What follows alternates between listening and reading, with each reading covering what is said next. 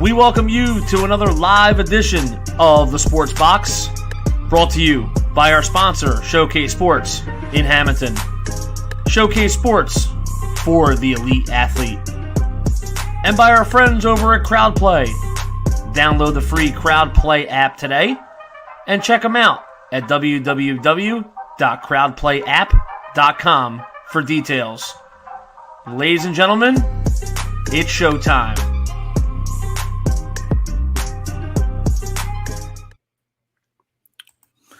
Hey everybody, welcome to Cage by IQ. I'm your host, D-Bake. Join with me, as always, Miles Long. How's it going, Miles? I'm good. I had a good workout in the backyard today. We're in Texas, so we got like that humid heat. So I was doing bag work, and I came up with a brilliant training technique. I don't know if I was that bored or what it was, but like there was mosquitoes, and every time they would land on the bag, I'd try to kill them with my strikes. So I'd just be like shadowboxing them when they'd land, and I killed like 3 of them with my punches. I killed 1 with a knee, and then 1 with a low kick. So if anybody ends up using that in the gym and it works, I want credit for it. Nice. Yeah, I just got back from hockey, my son's hockey game. That's why we're on at 8:45 instead of the normal 8:30. Got done a little bit late because of overtime. But tonight we will be talking UFC Vegas 26 recap. And then before we get started, we just acquired a new sponsor for Cage My IQ, and then the Sports Box, that is 99jersey.com. If you use promo code SportsBoxShow20 at checkout, you can receive 20% off on 99jersey.com. You can get jerseys, memorabilia, sports stuff on there, so definitely check it out. If you're into wearing jerseys for football and basketball, you can receive 20% off using promo code SportsBoxShow20. So definitely check that out, and then let them know that we sent you. I was hoping we would get the Adam and Eve sponsorship, but it didn't call us back. Still waiting on that. But we got Insight chiming in. What's up? What's up? Mosquitoes are undefeated. I don't know what you're talking about. I'm like, what was I? Like 5-0. They didn't even bite me. I was like, yeah, because if you move, they don't land on you. That's the trick. You gotta keep moving, and then they won't bother you. And you just wait till they land. Exactly. But if you saw it the other day, me and Insight went and did the Belcher recap right after it went on, and then we had a very good show with that that we put out on YouTube. So if you haven't checked it out, go to Cage by IQ's YouTube page as always, and then check that out. And then other than that, before we get started, as always, we are Cage by IQ, the best place for MMA content. Go to our Instagram, Twitter, YouTube, and Twitch page right there to the left. And then don't forget to subscribe to the YouTube channel, like I said before, so you don't miss any of the content that we put out for all 4 of the promotions and big promotions in MMA that are out right now. We do previews, we do recaps, and then we do a bunch of interviews with the fighters. So don't miss out on all of that. But we got a few comments right before we get started. Drunk Savage says, "What's up, fellas?" What's going on? He also says Ferrer didn't tap. He didn't True, tap. he didn't tap. But He wasn't defending himself. though. Yeah. And then they bit you. You won't know till tomorrow. Of Nope, course, that's not a single one. I caught one trying to bite me, but I smashed him. Little bastard. But we'll see. We'll see. As far as I know, I'm clean. And usually they swell up real quick on me. I don't know why. Yeah, exactly. But let's get started with the action right here. We had the first fight on hand is a middleweight bout, which saw Phil Megatron Hawes defeat Kyle Dawkins by unanimous decision. That moves Phil Dawkins to 11-2, 3-0 in UFC, and then drops Kyle Dawkins to 10-2. Overall, then 1-1 in UFC. What were your first thoughts on this bout? This was a good one, and I remember back when the first time we talked about Phil Hawes. What was the fight we were talking about Phil Hawes with? I think it was. The first one was against Malkoun, and then the second one was against Imavev. That's right. When we were talking about Malkoun and Imavev, I kept saying, Hawes has what it takes to be a real problem in this division. It's just he gets gassed. And that's like the one thing holding him back. And I feel like, I don't think it was you. Maybe it was, it was Matt. He's been so long since he's been on. But I think he was like, I don't know about that. I don't know about this Phil Hawes guy. But like right there, this fight, like that just shows you what happens when Phil Hawes fixes the one main problem he has, which is his gas tank. And poor Kyle Dawkins, like he was banking on that, and then when it didn't happen, he was super upset. Like he didn't even want to stand there to get his other hand raised or watch Phil Hawes get his hand raised. He was so pissed. But I mean, that's just a lesson. That's why you can't hinge your entire plan on one thing going well. Otherwise, it's probably not going to work. Now, I scored this one. Personally, I had this all 3 rounds going to Hawes. The second round was the only one I think you could make a case that Dawkins might have taken the round because he started off really strong. My reasoning for the second round is though he started strong, he didn't keep it up. And then over time, Phil Hawes just kind of took over. So really between like the wrestling and the striking exchanges at the end of the round, Kyle Dawkins really only had like maybe a minute and a half hot streak there. I didn't think it was enough to take the round, but round one, it was they were kind of trading back and forth. It was pretty even. And then Hawes got that really awesome takedown where he just picked him up and just dropped him. Tried to put on that Von Flue choke. Didn't work out, but then was able to get right back to the feet. Didn't really cost him anything. Dawkins was the one who wanted to spend a lot of time wrestling against the cage in that round, but he didn't do anything with it. I was like, okay, I get it. You think that maybe you can out wrestle Phil Hawes because of your Brazilian jiu-jitsu background, but you got to show us something with it. Otherwise you're letting Phil Hawes rest. And that was your whole thing is like, I want to make him tired, but you're not doing anything to really exhaust him.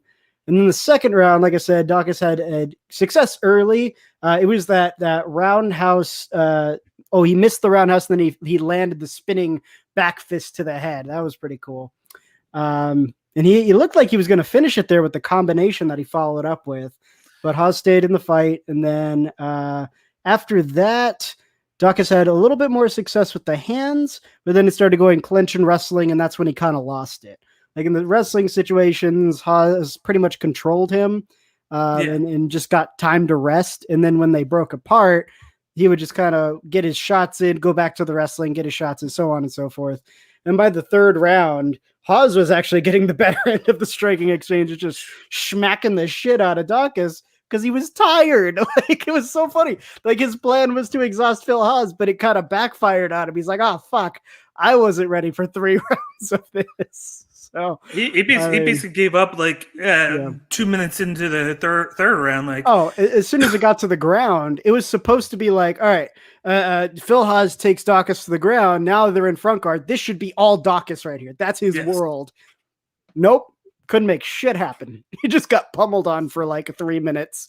So yeah, it was, I don't think it was the performance that Dawkins was expecting, but just goes to show you, man. Yeah. Phil Hawes, if he gets that cardio, he's pretty good. And I wouldn't even say it was the cardio. He just managed his gas tank a lot better than he did the first 2 fights. Like he wasn't over exerting himself early on. He was being more methodical with his shots. Like he wasn't like guns blazing like he usually does. He was like picking and choosing. And they said the time he spent in Thailand, it did him well. Like he was like managing when he needed to hit, when he was managing his strikes, not just going in without a game plan. Like he had a game plan going in. He stuck to it. For the first couple of minutes, it was all Dawkins. Yeah. And then it seemed Phil Hollis was able to steer the round by with the last 2 minutes with the production that he did. He had a nice shot to the stomach, and then he followed it up like a minute later with a significant strike to the head that caught him really good, which probably like stole round 1 for Hollis. He also had that big throw. Like, that's hard to ignore. That was a huge throw. Very good. And you could have went kind of either way with it, but it was like Dawkins was doing better, and then it just changed. Then round 2, it was a little bit of the same. The first half of the round, it was a little bit more Dawkins catching that Halls with the strikes here, and then he was changing levels. But then halfway through, he changed directions, and he got caught. And then he got hit, and then it just seemed like the momentum just changed dramatically from the 2 minutes left in the second round mark until the rest of the fight. It was all Phil Hollis catching him with shots. Yeah. He was the one changing levels, shooting down, and it felt like he was able to get him, and then Dawkins just stopped. Like I felt like he just gave up the guard once it got changed down, and then he would just hold him and be like, okay, I'm giving myself up. I'm going to try and go for a submission, and then it just never happened. I think it couldn't work. There was 2 things I saw that I think really affected Dawkins. One, Phil Haas could take him down, but Dawkins couldn't take Phil Haas down. I think that fucked with him mentally. Like, why can't I take this guy down? Which I think is why he spent so much time trying to wrestle with him to like, I'm going to get that takedown, damn it. But then it never happened. And then when they got to the ground, if you notice, one of the things Phil Haas was doing that was really smart, it made it really hard for Dawkins to do anything. He was working with the hands. He would keep them either cross-faced, which means he'd use his forearm just right across the neck of Dawkins to keep him from being able to really move or shift their posture, or he would just be like pressing up against the chin with both hands as he shifted position, and then he just kind of wail on him. And Dawkins was just basically, he kept him flat out like this. In jiu-jitsu, if you can't curl up and you can't shift, you're kind of dead in the water. That's where like 90% of jiu-jitsu happens. It happens if you can move your hips and if you can get close and move away. You need quite a bit of mobility from like your waist up when you're on the ground, especially in the inside or in the front guard position. You need more options to be able to snag those submission attempts. Phil Haas was not giving him a chance. He was like, nope, no, you're grounded. And a good point here. Phil Haas is a Jersey guy. Maybe he'll use our promotion. Yes, exactly. You got to get that 99 jersey for the Jersey guy. Yep. But if you look at the stats right here, it was mind blown. That was that like big of a difference.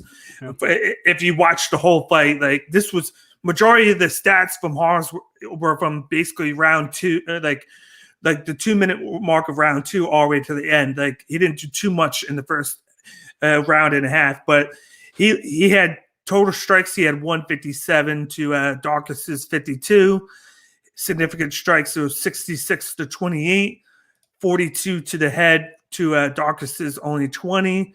23 body shots to 6. That's where the big difference was. Oh, wow. 1 of 1 legs, and then 2 of 3 for Dawkins. Control time was 5 minutes 34 seconds to 4:13 of Dawkins, and then the 2 takedowns Phil Hollis had, and then 0 of 7 for Dawkins. The only reason he had any control was when he reversed it when they were already on the ground. So right, and then once reverse, by the way, that was really cool. From he was being Von Flud choked and then just swept him over. That was really cool. Mm-hmm. And then 1 submission attempt for Phil Hollis. I believe it was early in the second round where he had the guillotine choke on when he was getting about to get taken down. Phil Haas Yeah. did he did the Von Flu choke. That was the Okay, submission okay. attempt. It didn't look like it's one of those things that doesn't look like a submission unless you know what it Yeah. is. The reason it's a submission is because what he was doing, he tripoded himself up, bore all his weight onto one shoulder, and then basically put that right up against Dawkins' throat. It's Yeah. you try to get them to tap either from pain if it's not fully in, or you try to close their airways and they either tap or pass out. But it was not 100% in because you could tell Dawkins was uncomfortable. He's making the face like, I don't want to be here. But it wasn't like choking him out quite. So Yeah. it would have been like a pain tap if he got it. But I'm looking at the round by round stats. It looks like Phil Haas got ahead a lot, surprisingly, in the first round and then obviously in the third round. But here on the round breakdown, it says Kyle Dawkins had 5 significant strikes in the first, where Phil Haas had 16. Second round was about even, but yeah, that's kind of bigger than I was expecting. Like I didn't expect it because of what Dawkins was doing early on. He had a lot more, but I guess you could say when Haas did connect and he did go for like a shot that it was more impactful, whereas Dawkins was just throwing like whatever into the wind, like he was just trying to connect. It wasn't having the same effect as Haas did, but it was good. Like I knew in his first 2 fights, I was very critical of his gas tank, and this is what you wanted to see from him. You wanted to see him not just go the first minute, just go guns blazing in, trying to knock the guy out right away. You kind of wanted to see this like full arsenal fight from Phil Haas, where he managed his gas tank, where he didn't throw just at any time. Like he picked and chose his shots. He did the same with his takedowns, and he just managed it very well. This was a really complete fight for him against a guy like Kyle Dawkins, who's known for his grappling, and then he basically limited him for more than half the fight, and then he should be proud of himself. And then I'm looking forward to see what he can do next, and if he can continue this style fighting, and rather than just doing I'm going to knock you out in a minute or I'm going to gas out, like that's not something that you can rely on. But you can doing it this way, you can rely on this fight the fight going this way, because that was near perfect for him. Like there's a couple of spots that were like he could have improved on, but for the most part, this was dramatically different from his first 2 fights. I would say the area he needs to grow a little bit more in is his striking, just because he's got power, but the technique isn't quite there. It's better than what he was doing before. He was just like throwing these wild ass haymakers. Maybe they connect, maybe they don't. Yeah. But I think going to Thailand definitely upped his game quite a bit, because one thing about going and training in Thailand that's different than here in the States, the training is a lot more traditional, and they do place a huge emphasis on endurance. Like over in Thailand, the Thai fights they fight they're pretty long. They're pretty grueling fights when you go and do the ring fights over there. So you have to have a big gas tank in order to last. So I think that's a little different from like doing Muay Thai for the purpose of MMA, which I think that's where we see a big endurance difference, is training over there versus training in a gym. Here, there's just a cultural difference. There's a purpose difference in terms of like when you train MMA there, it's to do ring fights. When you do it here, it's usually for like MMA or our version of ring fights, which are usually not as grueling. And if you check my interview a couple of weeks ago with John Wayne Parr, he on our YouTube page, he spoke significantly about that, how Muay Thai is over in Thailand. He spent like a whole year or 2 over there, and then the style training there is completely different. Oh yeah, but it helped him out like big time in the long run. Like he learned so much. So I can only imagine, even though he didn't spend, of course, 2 years, but just for a guy like Phil Haas, he probably learned a lot. Oh yeah. And maybe even if he just spent like a week or 2 there, it probably helped him out by just like game planning wise. Yeah. And then, over there, it's like Brazil is in soccer, or soccer is in Brazil, you know, like it's that serious. Like there's that many people who can teach Muay Thai because everybody knows a little. But to be a Muay Thai teacher, you got to be like one of the best. There's very few people who can really open a Muay Thai gym and survive, because Muay Thai is everywhere. So because there's so much of it, the best gyms kind of rise to the top, and then everybody else just doesn't get the kind of business they need, so they can't stay open long enough. So yeah, big difference in his striking. You definitely saw some of the Thai influence in his kicking as well. Some of those awesome kicks, they were landing and they were hurting Dawkins. He didn't like that. So that's another thing he could definitely work on. I liked how he was blending the striking with his wrestling instead of like doing one or the other, which is one thing he would do before. As soon as the striking stopped working, he'd just go fuck it and just charge in and try to force a wrestling situation. But this was a lot more even, a lot more blended. But I do want to see him potentially get like a 15 to 10 range fight, somewhere in there. Maybe give him like Kevin Holland, because Kevin Holland's always looking for a fight. But I think it would also be an interesting matchup because I don't think Kevin Holland could handle Phil Haas's wrestling, but I think Phil Haas couldn't handle Kevin Holland's striking. So it'd be a good kind of test for them both. Because either Kevin Holland lets Phil Haas get too close and then we just get what happened to him with Vettori again, or Kevin Holland's able to keep him at range, and now we're going to see how well Phil Haas has progressed at his striking. Yeah. So I think that'd be a good test for both of them, especially now that Kevin Holland's kind of on a losing streak. I think you need something to help him bounce back, or even give him Brad Tavares, maybe. I don't know. Something in that 10 to 15 range. I could see something in that. He definitely, with this performance, he earns that like 15 spot now, or at least 16. Kevin's only 13 right now. He's fallen a lot. He's so whoa, what the fuck? So Strickland jumped up to 11. Strickland's 11. He was 15. How the fuck? He won one fight against someone not ranked. How does that work? It's probably because Wyman, of course, he's not going to fight anytime soon. He lost. Holland lost twice.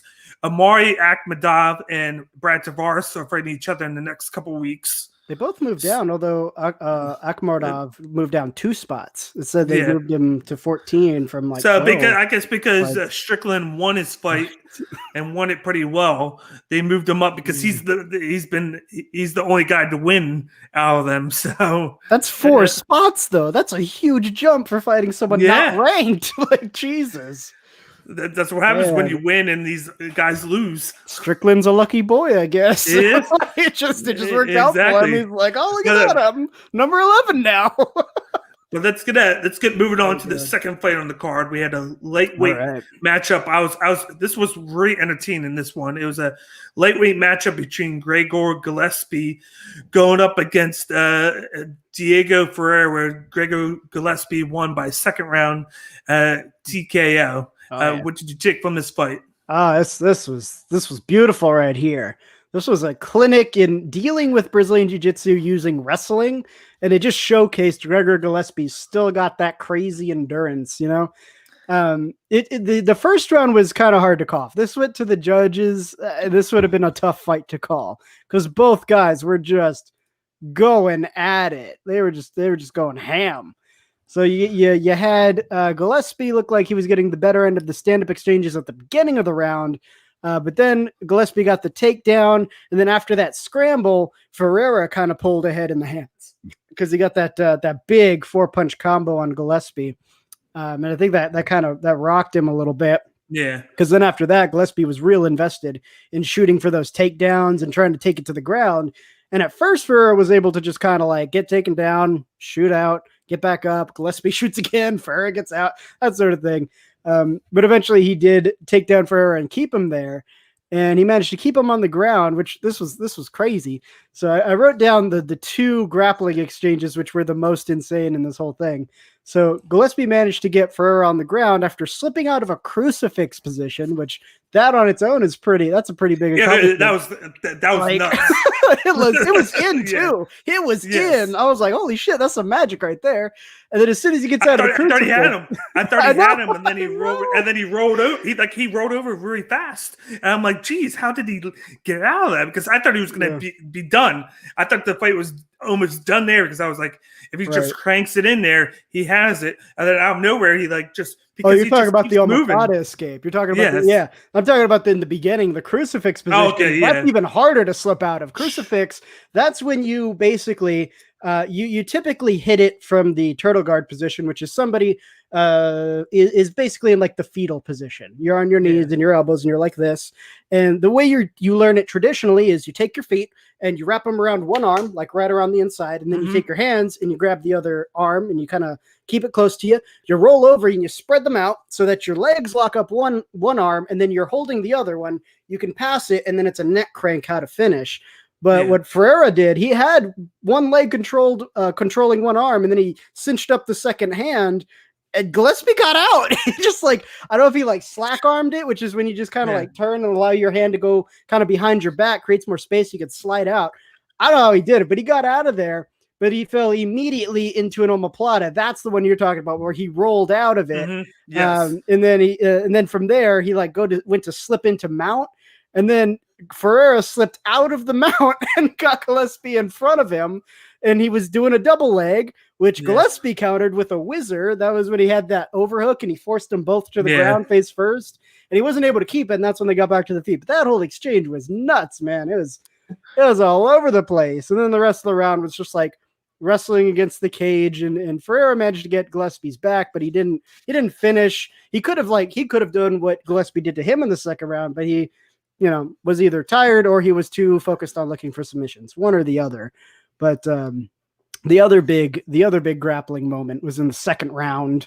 Ferreira looked like he was trying to keep Gillespie on his feet in striking range, but Gillespie just did the same thing in the first round where he just kept shooting. He just wouldn't let it happen. Eventually he managed to make something happen. It was when Ferreira attempted the guillotine choke, and when he tried to lock it up and fall back, and it didn't work because immediately Gregor slipped out, and he was Ferreira put his upper body between Gregor's Gillespie leg, and then he just used a sit over sweep. That's when Gregor was on top, and he just kind of poked his head out, and then he sat up and controlled both feet and forced him over to his back. And then after the sit up sweep, Ferreira stayed on him, but stepped around to take his back. But then Gillespie sat up to prevent the back take and ended up in this weird position where he was right in between Ferreira's legs when he was standing up. I was like, "What are you doing down there, guy?"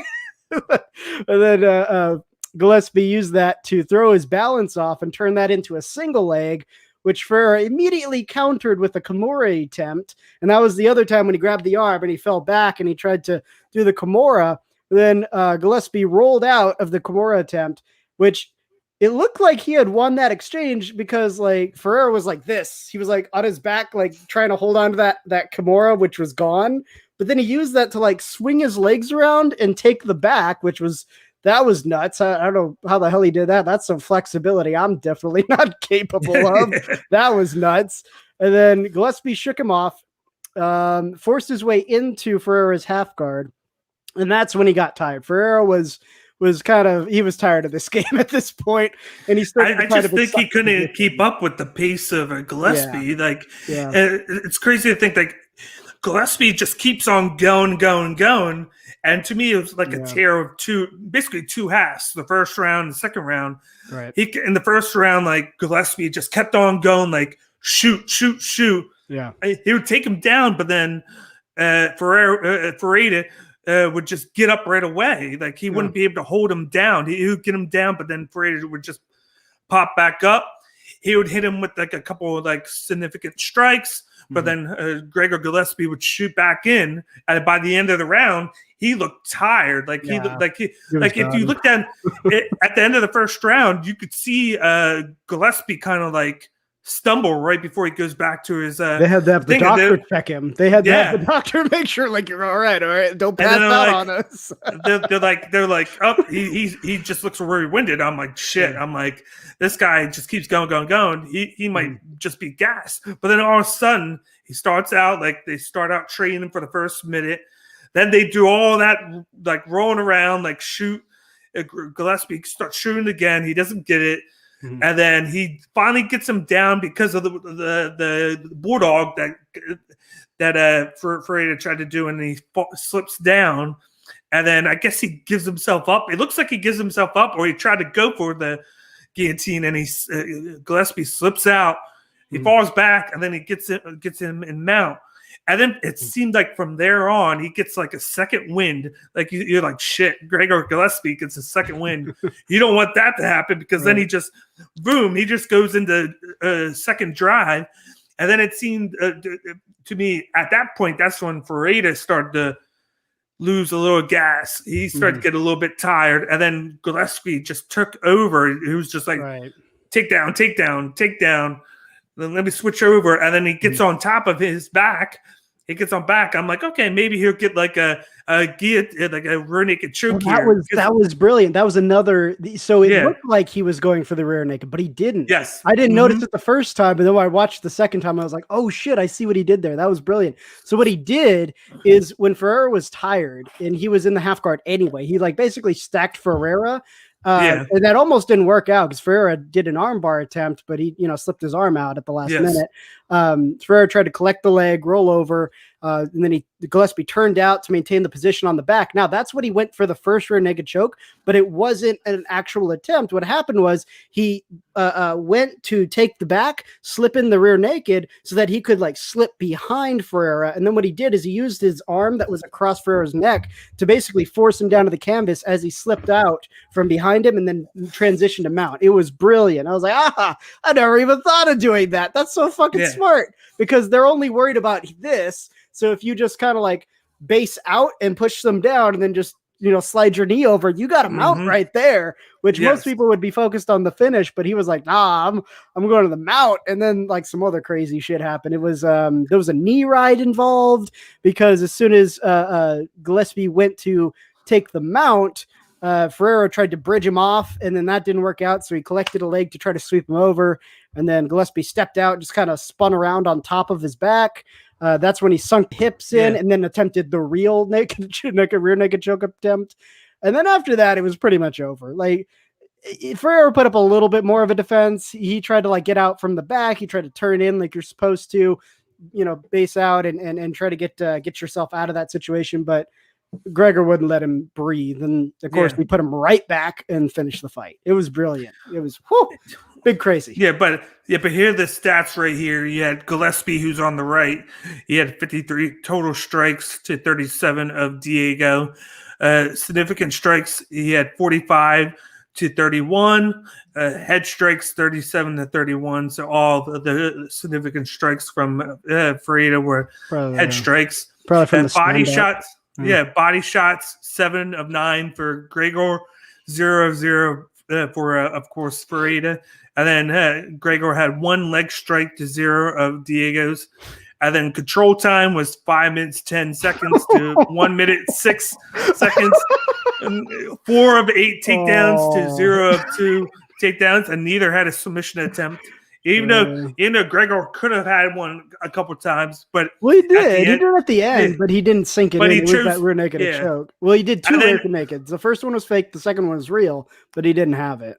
And then I knew it was done once Ferreira just put his head on the ground like this. Yeah. Like he was just gassed. He was done. Yeah, just look at his head. His head's all red right there. He was done from the before those even shots came in. And then he didn't defend himself. He put his hand on his head and just laid there. He was like, okay, I'm done. He was like, I'm tired. And then they called for it. And it sucks for him because I think it was only like 15 seconds left in the round too. Like literally 15, he almost made it. He almost made it there, but not enough time. And it's just like all you had to do was make it that extra few seconds, and then you would have been good. Right. But he wasn't able to make it, which sucks for him. But they made a good point. The commentators were right. Like a lot of the time when it comes to grappling stuff, unless there's like a huge skill gap where one person who's just so much better than the other one, it really does kind of come down to endurance, especially if you guys are both like equally good. It's who breaks first a lot of the time, because they'll go for a submission attempt. You're like, I know how to defend that. And then you do it. And then they're like, I know how to defend that. And then eventually one of you is going to get tired enough to like accept a bad position, let the other person get too much work in, not have the strength to like get your way out. And then you lose. But in wrestling, it's even worse because there's no submissions. It's pinning. So it really is whoever gets tired first and is just like, fuck it, go ahead and pin me. I don't want to do this anymore. How much time is there? 10 seconds. Oh, that's an eternity. Fuck that. Yeah. But they're luckily going to swap spots. Gillespie's going to go from 14 to 12, and then Ferreira's going to go from 12 to 14. I think so too. Kevin Lee's not almost ready to come back. That's the one loss Gillespie had. So I don't think they'll be ready for that. You got Makovech, who's 11. That's what I want to see. I want to see him with Makovech because they're two wrestlers, but they're very different flavors of wrestling, you know? And then just the speed. For some reason, I don't think they would do that right away because I feel like I feel like they would give Makovech like Dan Hooker. I think because Dariush is going to fight Ferguson. Dan Hooker and Rafael dos Anjos don't have anybody right now. Felder doesn't have anybody. I could see one of them getting Felder and then the other getting Hooker, Dan Hooker. So you have like a difference in styles for both fights. I don't think they would just be like, okay, I'm going to get these two wrestlers against each other. I think they want to give those two they kind of did that with Ferreira, though. They were like, I'm going to get this grappling guy with this other grappling guy. We're going to see which grappling works better. Yeah. So, I mean... originally it was supposed to be Gillespie and Riddell. Oh, and then they pinned him with what's his name? He pinned him with Ferreira because of that one getting scrapped the day of last month. Oh shit! Really? Yeah. It was the Comey. What was it for? Was it like COVID or? Yes, COVID. I think it was Brad Liddell's side. Somebody on his side wound up getting COVID, so his whole team got put in COVID protocol. So that fight got scrapped the day of, and it was supposed to be the co-main event. So then instead of having their rematch, they booked this, and then they booked Brad Liddell against Drew Dober, who got demolished by Islam Makovech. Yes. That was real bad. It was bad. Real bad. Oh shit. So I feel like for some reason I feel like they do Makovech Hooker because it would make like a really good like 8-11 matchup. Like a good striker and Hooker against like the Sambo like wrestler and Makovech. It's gonna be like it was the last time Makovech went against Drew Dober. Like you got a guy who's real heavy with the hands, and you got a guy who's like, I'm not gonna do that. I'm gonna make you do the thing you suck at because I'm better than you at it. And then they're gonna be like, well, fuck, I don't have any answers. And then I feel like that's gonna be a fight. I feel like either they're going to give Gillespie Paul Felder, or Felder's not ready yet because he does the commentary. Right. Yeah. And then I think they'll put him up against 7th-ranked Rafael dos Anjos, which would be a pretty good matchup. They'll feed these two guys that are ready to break into the top 10 guys there that I feel like maybe don't know if they should still be there or not, or give them tests. So I feel like that would be a good test for both of those. And both of those guys. Maybe down the road we can see Makachev and Gillespie go at it, because that would be an interesting wrestling match. That's the thing. They're not jiu-jitsu guys, so they wouldn't accept the bottom position. They'd be fighting for a top position the whole fight. Great. I'm just picturing Gillespie rolling around like with them. He's like, you might get me down, but I'm not going to let you keep me down. Right? It'd be a good match. Yeah. It'd be a good fucking match. Because then Makachev is going to try to do the thing Khabib did where he like locks in the legs. And then I'm sure Gillespie's going to use some magic to get out of that, just like he did with the freaking crucifix. Yeah. He's just like, oh, by the way, I could detach both of my legs and just slip out of here and put them back on. It's fine. Like, I want to see that. But let's move on to the third fight of the card, which was very boring. It's a heavyweight matchup between Marcos Rogerio de Lima, who defeated Maurice Green by unanimous decision. De Lima moved to 19-1-1 overall, 7-5 in the UFC, and then Maurice Green falls to 9-7, 4-4 in the UFC. What did you take from this? And we went from one of the most exciting matches to one of the most boring matches. I get it. That's a hard match to follow. Ferreira Gillespie, that'd be hard to top, but De Lima didn't even try. And that's the thing. That's what the commentators are saying.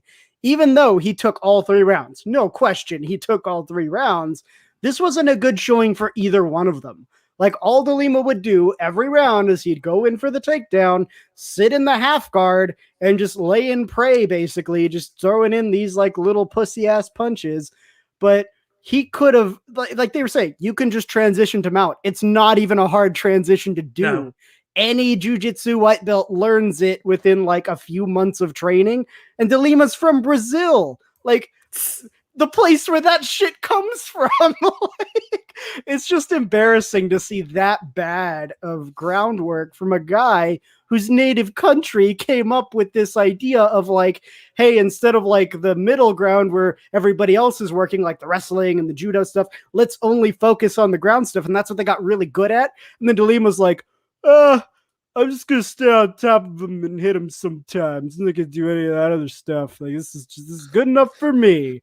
So I don't know. Both guys need work on their game, specifically their ground game and their wrestling, especially now in the heavyweight division. There's this new crop of heavyweights coming up that are very capable grapplers, which that wasn't necessarily true in the past. A lot of them were more heavily into the striking or even like the clinch game.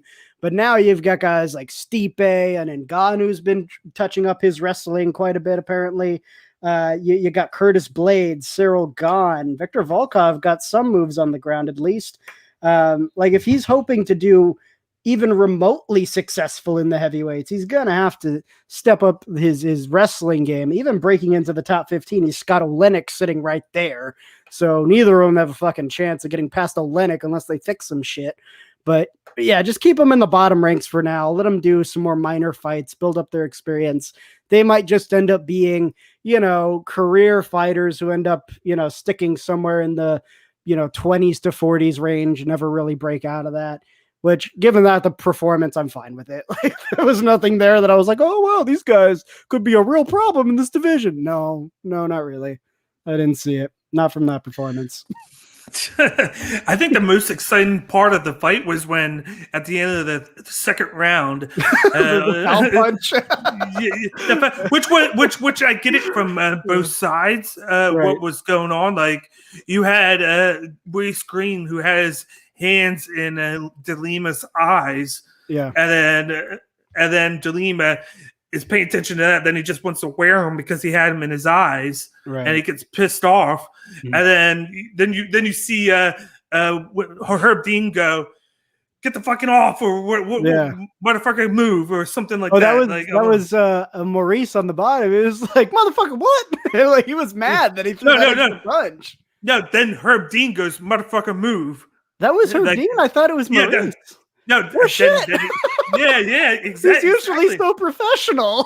Yeah, I would not have cut that from her. And then it cuts right to commercial because you see like the angry eyes from De Lima. Then you come back, you go back, then you see Herb Dean go, look at the thing. He was like, he goes to De Lima. He was he goes to Maurice Green. He was like, I'm just letting you know.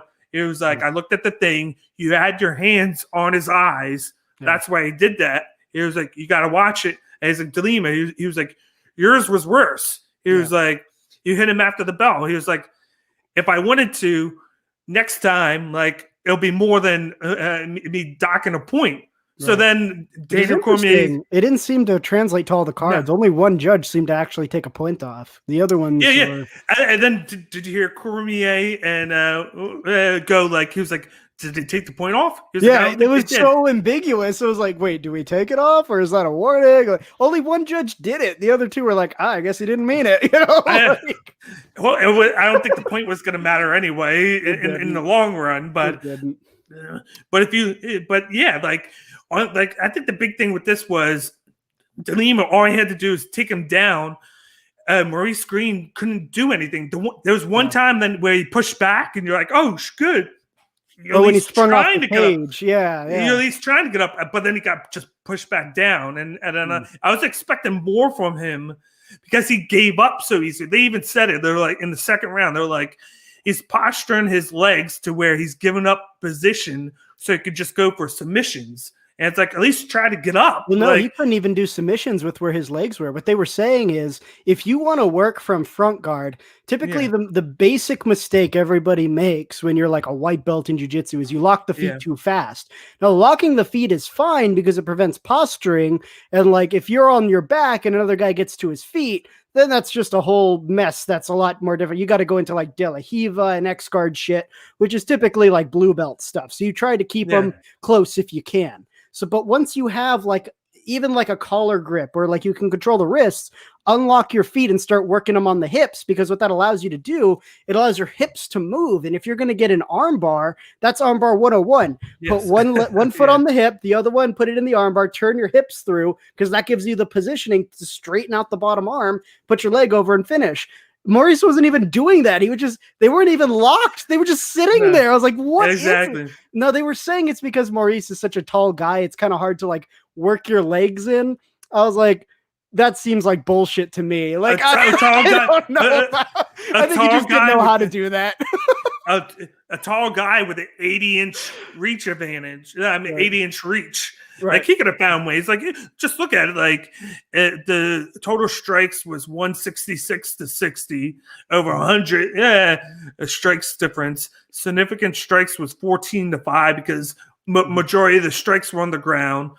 11 to the head to 3. Body was 2 for De Lima, 1 for a Green. Leg shots was 1 of 1 for both of them, and then control time 14 minutes and 6 seconds out of a possible 15 minutes in the cage. So they only were not in basically takedown for 50 seconds. That's it. But I felt like it was more than that. Takedowns was 3 of 4 to 0, and then of course no submissions. Just like you said, it was the classic lay and pray that you expected from John Finch, but just from De Lima. But you know what? It was born, but I can't blame De Lima for it because Maurice Green didn't do shit to defend against it. Like, that makes it worse, though. If you have someone not defending, that gives you license to do whatever you want to them to finish. He could have gone for submissions. He could have passed to guard and just finished this with a TKO via grounded. He didn't do shit. His punches even sucked. Like, he did nothing. I want to see like a quote from Dana White on this fight. I want to see a quote from him and see what he says about this. Oh, he's super bad. I bet he's so pissed. Because he would crucify this matchup. He was mad at Cyril Gahn for the fight he had with Rosenstruck. He's probably livid over this shit. Big time. Because even my God. Cyril Gahn, he played a smart fight. There's no way you can't look at that performance and be like, yeah, he did what he had to do to win. That's what you do against Rosenstruck, who just counter strikes with heavy shots. He played a good game. This wasn't playing a good game. This was like, I'm bigger than you and I'm gonna squish you like a bug. Like, that was his game plan here. Like, but now we're gonna go from a boring fight to a nice technical fight that we had on here. It was a welterweight matchup between Neil Magny, who defeated Jeff Neal by unanimous decision. Neil Magny moves to 25-9, 18-7 in the UFC, and then Jeff Neal drops to 13-4, 5-2 in the UFC. What did you take from this fight? Yeah, this was. It was kind of. I don't know if I don't know if it's fair to say you could have called it from the onset, but for some reason, I don't know what it is. Like, whenever these guys with real heavy strikes, like Jeff Neal, get into fights with guys like Magny, who are a little taller, a little lankier, definitely know more for the grappling side of things. They just don't throw hands like they should.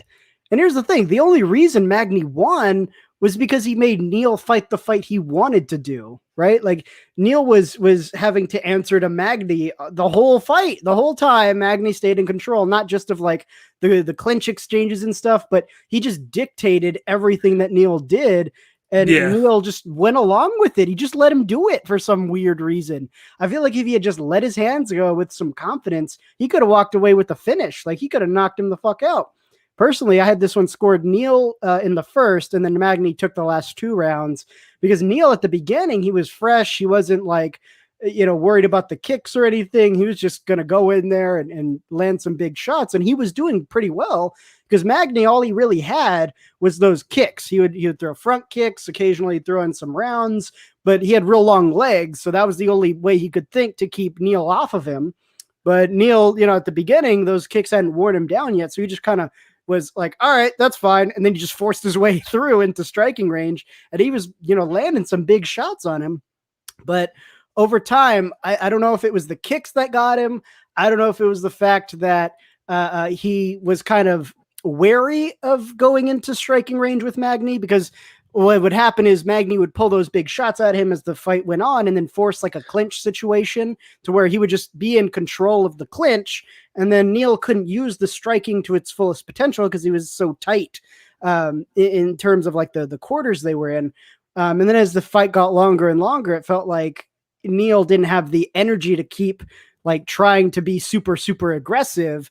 And he was being discouraged from staying in that striking range. But that's really how he needed to win this fight, because it was like he wasn't in the sweet spot. He was either in kicking range or he was so close that Neal Magny would just clinch him and wrestle him, and then he couldn't do the striking he's really good at. And yeah, that's pretty much how this fight went down. All 3 rounds. The first round was a little better, but then once Magny got that control over him, got into his head, It was all over after that. But yeah, he said he wants Vicente Luque. What the fuck? I don't think Magny can take Vicente Luque. I don't think he's ready for that fight. I think what they were saying before, which would be better, even though I think he would lose this one anyway, was the Khamzat Shimov fight that was supposed to get that going. Like Shimov just came out and said he's ready to go, whether it's welterweight or middleweight. He doesn't care which one. He wants to fight by August. So like he's ready to get things going after being out for 6 months with due to COVID and several COVID scares. So he's ready. But just like you said, like this was a interesting matchup in itself. Like you didn't feel like Magny was. Well, just my opinion, you didn't feel like he was winning rounds because of everything going on, because he was being more of like the counter guy. Like Jeff Neal was just coming in early on in the first round and a half, hitting him with nice strikes. But it just felt like when Magny was coming in after that, he was hitting him with like several strikes. Like it was like one significant strike, but then Magny would sneak in like 3 or 4 shots every single time. Just you didn't see it as much because you were just paying attention to the big strike by Neal, him coming rushing in.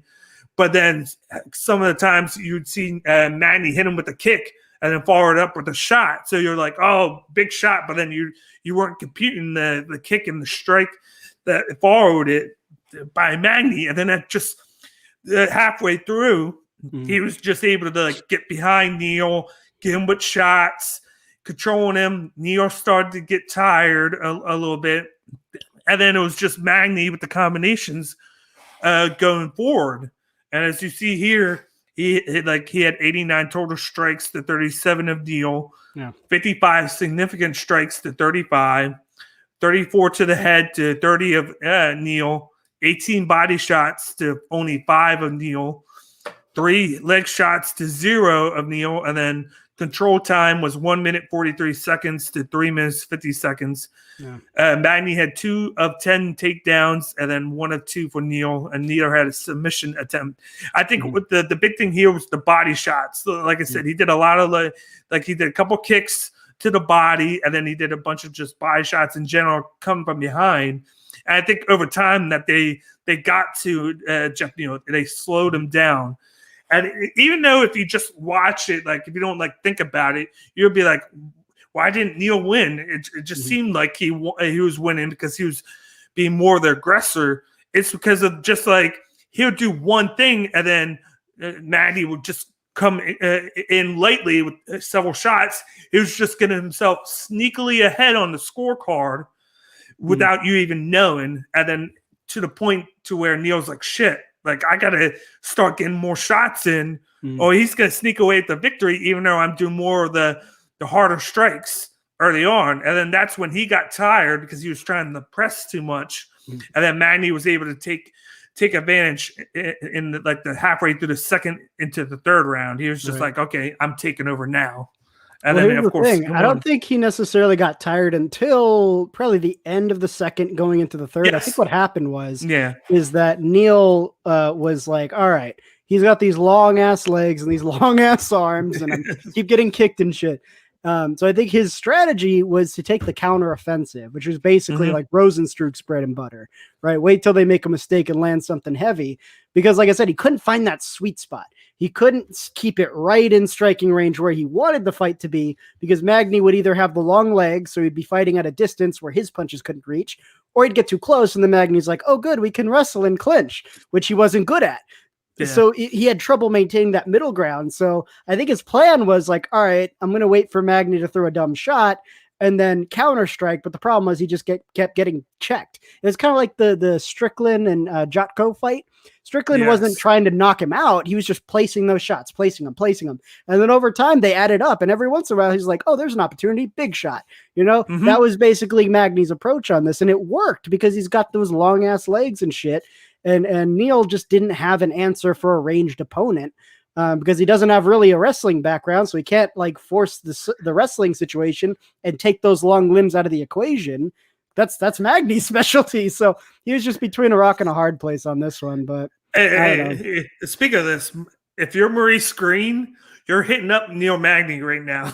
You're hitting him up and you're like, train me your ways. The ways of Neil Magny, because how to not suck, please. Yeah, because Maurice Green has that 80-inch reach, and he couldn't use shit of it. He didn't do anything. Right. But Neil Magny comes on after him and shows him exactly what he needs to do for that style. Like he did it like perfectly without really having to like go crazy. Like he was just like, okay, time in this, time in that. Like he's still connecting on his strikes against me early on, but I'm racking the points up with the judges. And I'm going to make him get frustrated of that and then having to overdo things.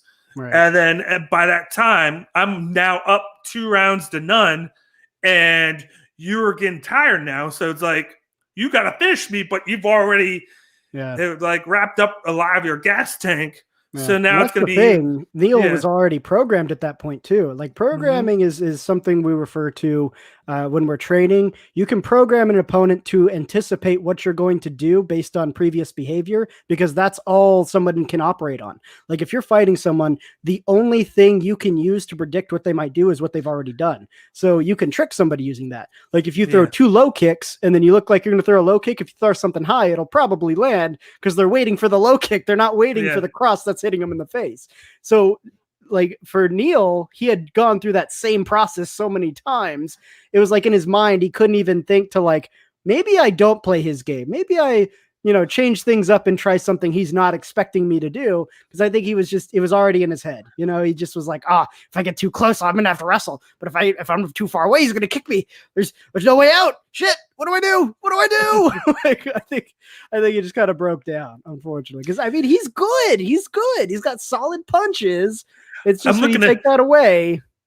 Yeah, I'm looking at this is crazy. I'm looking at the rankings right now, and I'm like, how does Michael Chiesa move up over Luque when he just won? No.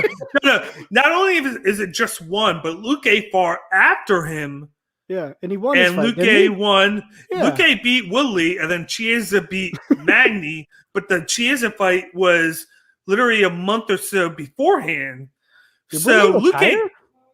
Huh? Did Woodley retire? He's not on the rankings anymore. Yeah, they released him. Oh, that's right. I was like, okay. Yeah. He's a free agent, but I think they brought him back as an analyst.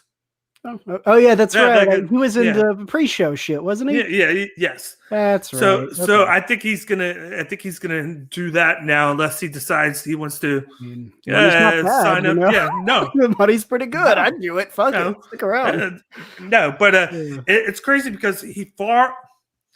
And it's like, okay, then Luque fought, moved ahead of Chiesa, and neither of them have fought since. So what changed in this last week to move Chiesa up over Luque? one spot. It's Whereas weird. They're both written in as 6. If you look close, they're both number 6. okay, Really yeah, odd. Like, what? which is odd. And then why is it that Stephen Thompson, who has him far in the same in a longer time, is number 4 now? I mean, and he hasn't fought since knows? and then he hasn't fought since he beat Jeff Neal's last fight. Right. So he hasn't fought. So it's like, so then you look here, Magny's number 9 now. He beat Neal, who's 10. So Maya's fighting Muhammad, so you can't fight him. Are they going to flip around rankings tomorrow? Because it's Tuesday. Yes. They're going to, okay. Yes. So he might move up maybe a spot. I don't know. Yeah. Because Maya's already booked, isn't he? He's fighting Muhammad now. That's right, yeah. They're booked with each other. So the only logical thing is Luque probably Luque or Masvidal, because I don't think he can do Luque. I don't think he can handle Luque personally. Well, maybe Masvidal. I think it'd maybe do okay against Masvidal. Because Chiesa beat him already. His last fight. So Chiesa is going to look upwards. Sure. I don't know who. He's going to have to wait. Like I still think they should do. I still think they should do Chiesa Luque or Chiesa Covington. That's like, because apparently Usman's waiting. Apparently Usman wants Edwards, the Edwards Diaz winner. So like, so Edwards then. Yeah, exactly. Usman Diaz. Oh fuck. Exactly. But there's moves to be made, but it was a good win for Magny. Like he's been around forever. It seems like he floats around that same 5 to 10 range for the longest time. Then he gets that really good fight, and then he just loses it. Like Chiesa was able to control him on the ground for a lot of that fight. So I don't see anybody in the top 5 who he could realistically beat. I don't see. Because I think he could beat Masvidal. Because Masvidal is also a big guy. He's a big lanky guy too. So he might have trouble with the range, because the what he was using against Neal wouldn't work the same way with Masvidal. He's got more reach, so that would kind of even out a little bit more, So I don't know. But let's move on to the co-main event of the evening, which was a welterweight matchup. Once again, it was Alex Morano who came in on a week notice. And defeated Donner Cerrone via TKO at 4 minutes and 40 seconds of the opening round. So this goes to get to the end of the round, but not enough. And Alex Morano moves to 19-7 in this matchup, and then Donner Cerrone, of course, falls in this matchup.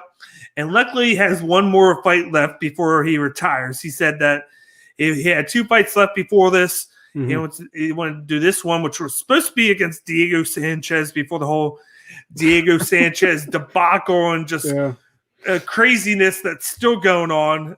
There's like a plot twist that's been added to that, which we'll talk about that later on. But I haven't even been following it. Jesus, but worse.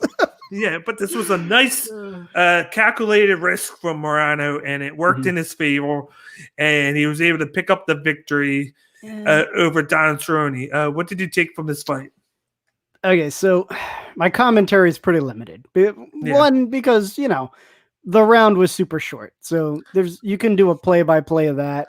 Basically, what happened: Morano came out with a big early shot that failed. Cerrone forced the wrestling situation, but neither of them could make anything happen with that, so they just kind of broke apart. And then they kind of were trading, and Morano's big shots were like these wide swings. Most of them missed the mark. He was really having more success with like his jabs and the occasional cross, but anything circular didn't really seem to work that well. Like Cerrone would just get out of the way. But it was enough to keep Cerrone on his back foot through the round. And then Morano was just more busy, it seems like. So the striking exchanges overall, to me, they looked fairly even. Like Cerrone was still landing, but Moreno had more volume, though. Like Cerrone was probably on the counteroffensive there more so than just trying to be aggressive. And then there were two big moments for Marino, which was the outside leg reap takedown, but then he did nothing with it. He just looked at Cerrone on the ground and was like, did that just happen? Like, he was like, get on top of him, finish it. But he just let him get right back up. And then, of course, the other big moment was the overhead shot, the angle shot that Marino landed that stunned the shit out of Cerrone, and then he just kept following up until the ref called it, so he won by TKO. Now, you can tell that Cerrone, you know, he's been really worn down over the years with all the fights he's had, and he's really, you know, carrying those battle scars. So, I mean, it's like, even at his advanced age in terms of the fighting career and all the fights he's done, he was still about even with Marino most of that fight. This was another sort of like, he landed the right punch at the right time, and that was what ended this fight. Like, if that punch had missed, we probably would have gone into a second, maybe even a third round. It was that classic one where you duck under, then you do like the nice overhand whip, and Marino connected on it. Like, I've seen so many times now where a guy ducks, just misses getting hit, and then he reaches over and then just connects on it, and it's like that big time strike, and then just dazed Cerrone for a second, which gave Marino the chance to pounce on him. And that's the thing, that move is kind of high risk, high reward. Yes. The high risk is when you slip like that. Like, if you watch, he slipped really low. So if Donald Cerrone had seen that punch coming and braced himself and caught the punch, a knee to the face would have followed immediately. That's the risk. The reward is when you do this angular strike, for some reason, I don't understand why specifically, but the brain sucks at intercepting angles. It just does. Yeah. Like, if you come with a hook, your brain's like, oh, from the side, got it. If you come straight down the middle, your brain's like, oh, straight. But when you start like throwing angular shots, like from this angle, your brain is like, what do we do with that? like you can't quite slip it correctly. It takes practice to, like, you almost have to treat it like a hook, where you kind of have to like duck under and circle out, or you have to like flip back and away at the angle, but your brain just kind of like doesn't process it well. And if you try to block it, you can't quite find the right angle to like successfully stop it. So, you know, if it connects, it's usually very powerful because there's a ton of momentum behind that punch. Yeah. But here's the thing about Marino. His performance wasn't bad, but again, it seemed like he was about even skill wise with Cerrone, who was just kind of worn down and like ready to retire. And he's in one of the most stacked divisions in all of UFC. So it's like, where does he go? Like, he can't. He's locked in at that 15 spot until someone takes it from him. You know, I think Marino knew that he was taking the fight on short notice, and he just was like, "I'm just going to take chances." He was like, "What do I have to lose? I'm coming in this fight on short notice. This guy's ranked number 15. He's at the end of his career. I can probably take chances and probably get away with a few of them." I don't think it was even that, because I looked into his background a little bit. So he's apparently a Taekwondo black belt, which is not that difficult to get, but he's got a Brazilian Jiu-Jitsu background. And I think he's also a black belt, which that is hard to get. It takes a lot of training. Specifically, I think he's a Gracie black belt. So it was bizarre to me that he would focus so much on the hands, because Taekwondo is mostly kicking. If you see Taekwondo guys throwing punches, that's not where they learned it. They learned it somewhere else, because Taekwondo punches are trash. Like, I remember I used to teach when I was in college, I used to look for jobs. I could go around teaching MMA or combatives or self-defense or whatever.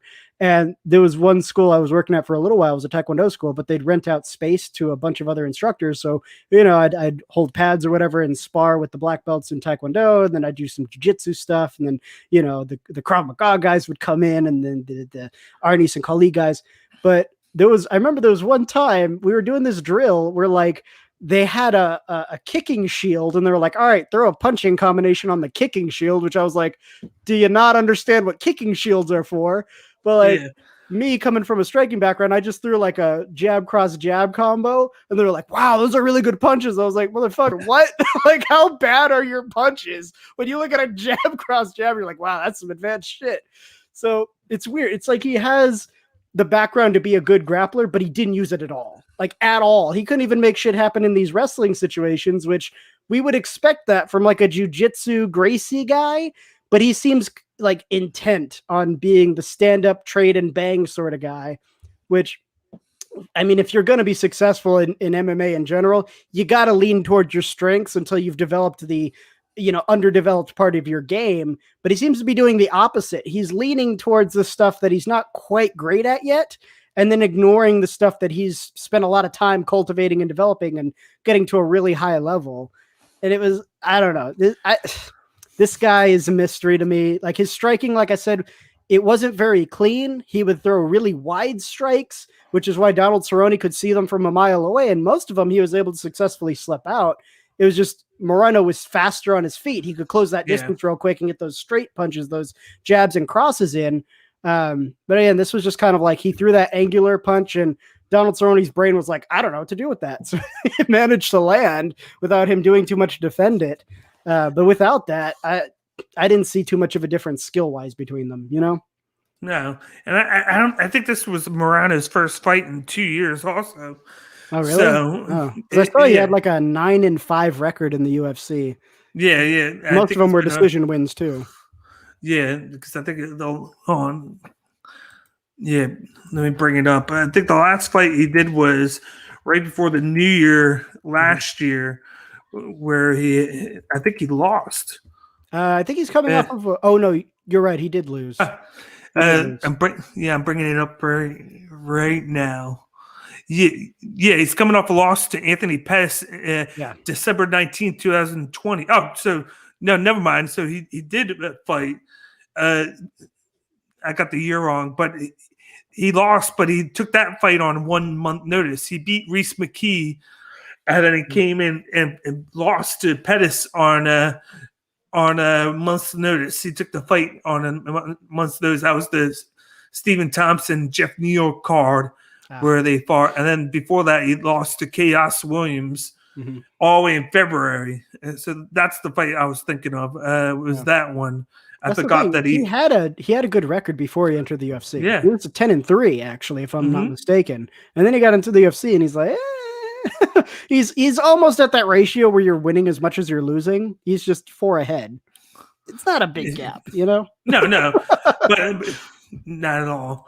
But it's good for him to see that he took it on like a week's notice and he was able to pick it up. So sure, and he seems to not mind it, but he has stuff that he needs to fix. But like here's the stats here. 41 total strikes for Moreno to 18 of Cerrone. 35 of those are significant strikes and 17 for Cerrone. 28 head strikes to 5 of Donald's. 5 of 7 body strikes to 10 of 10. 2 or 3 leg kicks to 2 of 2. 47 seconds of control time to just 2 seconds. When did he have control time? I don't know. What control did he have? and then no submission attempts for either person. It was just basically the stand up and trade type thing. And I don't know if they're locked in against the cage, if that's considered control time. I'm going to go out on a limb and say that that's what they're saying here. Because that's the only time I felt like that they were going at it in itself.